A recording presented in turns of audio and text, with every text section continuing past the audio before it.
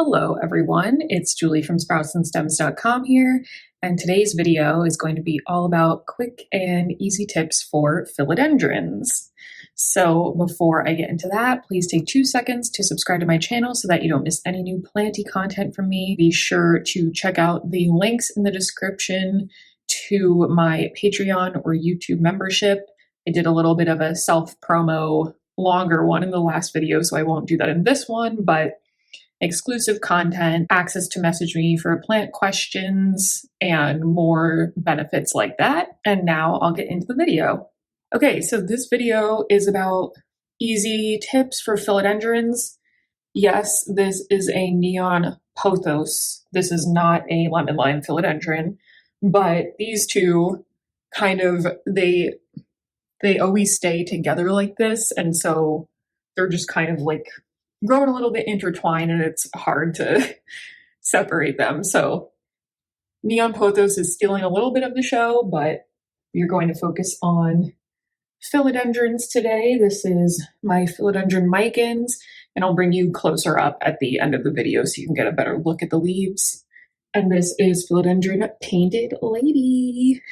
Tidbit number 1, and for this first point, this applies more to the trailing philodendrons, not so much the more fancy or complicated, that's not really the right word, but this applies more to like the classic trailing philodendrons, is that they make great low light plants, but keep in mind, I always try to mention this with low light plants, just because they tolerate low light better than other plants doesn't mean that they will thrive in low light.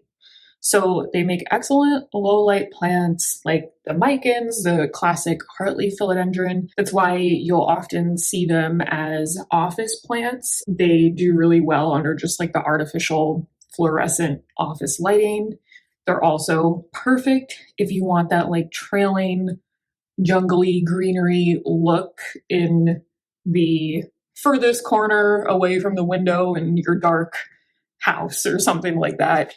But just know that they are still probably going to grow a little bit leggy, and they won't grow as fast. Leggy meaning that there will be more space in between each leaf on the vine, and that's what happens when there's not enough light. So moral of the story is they do make excellent low light plants if you need to fill a dark corner, but they will always do better in bright and direct light. This one has lighter color leaves with a little bit of variegation on it, so it wants brighter light, so that wouldn't really apply to this one. Tidbit number 2 is that philodendrons do like to remain lightly damp. They don't really ever want to fully dry out, but if they do dry out, they bounce back really easily. Philodendrons in general are relatively forgiving, just low maintenance, chill plants. If you do let your philodendron dry out too much, it'll be super, super droopy. The vines will be kind of curly. You might have some brown leaves that are kind of crisped up and are going to fall off. But for the most part, give it a good watering, it should perk back up once the leaves fill back up with water. But another thing to keep in mind is that plants that like to remain damp, that means about an inch or 2 down. That doesn't mean just like constant wetness all the time. It can be easy to overwater plants that you know like to remain damp. But the good thing about philodendrons is that they're also very forgiving with overwatering. So if you have like 1 or 2 overwatering sessions, you know, you want to be careful. You'll probably see a few yellow leaves here and there that you can just pluck off. But usually it's only when there's mass amounts of yellow leaves and leaf drop.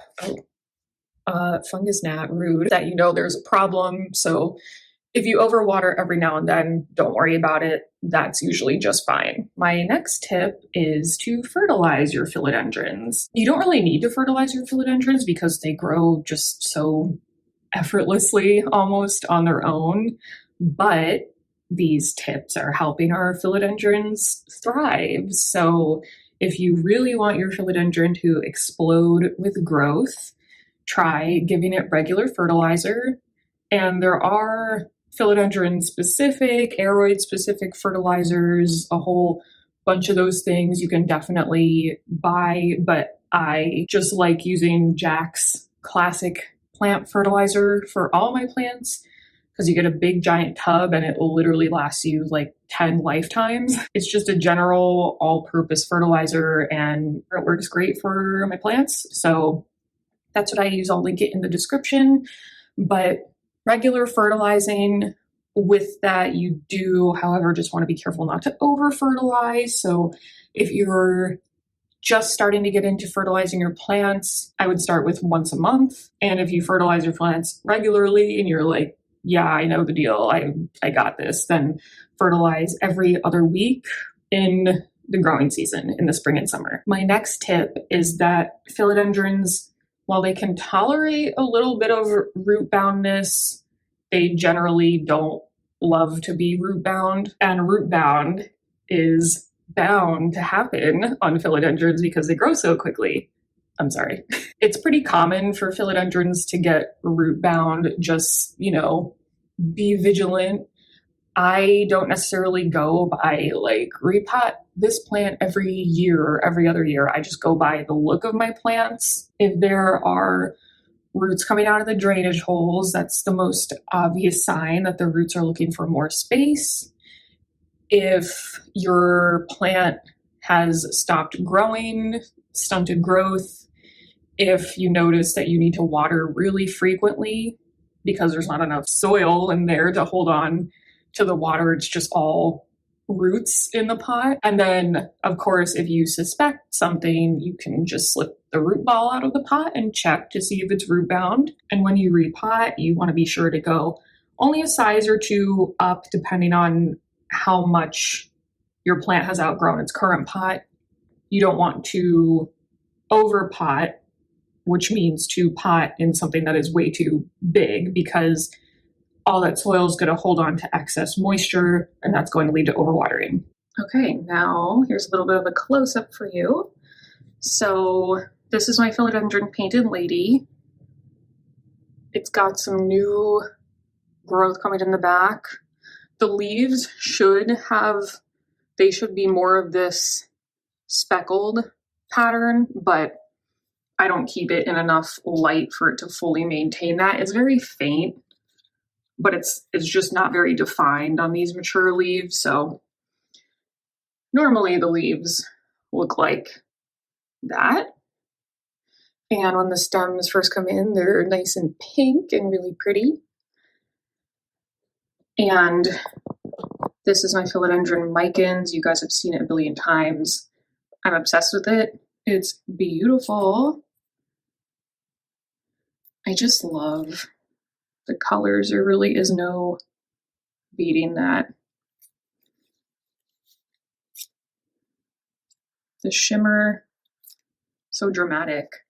And actually, while we're here, because this is a neon pothos, I can give you a quick, just little tip on the differences, how you can tell the difference between pothos and philodendron, because some of them have similar leaf colors and look similar. So there obviously are more differences. They're different species, but I'll just give you the obvious ones that you can see just by looking at them. So a philodendron will have more heart-shaped leaves. That's why the heartleaf philodendron is called the heartleaf philodendron. You can see it on a few of these, like it's got more of that.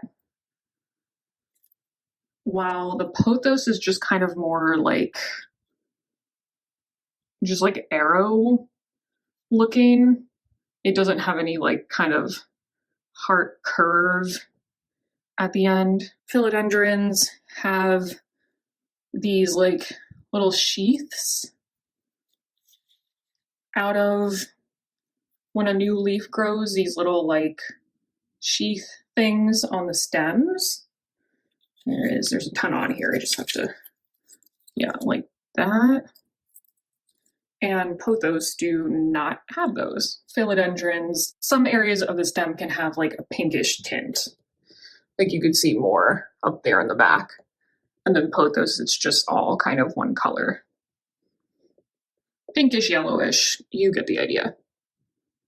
So yeah, it's just a quick little lesson for you. And that is it for quick and easy philodendron tips. Let me know in the comments your favorite philodendron. And thanks so much for watching. I'll see you guys next time.